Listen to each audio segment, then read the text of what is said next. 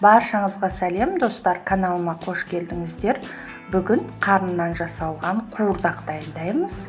Менде жылқының қарны болды, оны 2 сағат көлемінде қайнатып алдым.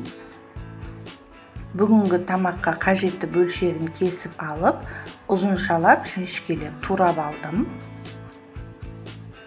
Қасына дәмі шықсын деп, етті де солай ұзыншалап турап алдым. Қызып тұрған сковородкада алдымен етті, артынан қарынды салып, қызарғанша қуырдым.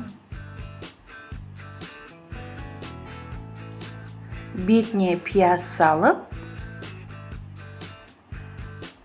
паприка, ұнтақталған қара бұрыш және тұз салып, жақсылап араластырып,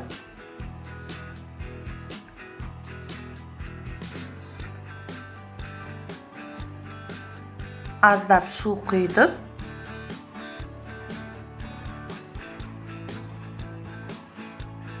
Қақпағын жауып, жай отта еттің піскенше бұқтырдым. Бетіне осылай үлкен қылып туралған сәбіз бен картопты салып, бір тісше сарымсақ және көк пиязды турап салдым дәмін шығару үшін. Және картоп піскенше тағы да жай отта бұқтырдым. Соңында осындай әдемі, тәбетті ашатын өте дәмді тамағымыз дайын болды. Сіздерге ас болсын.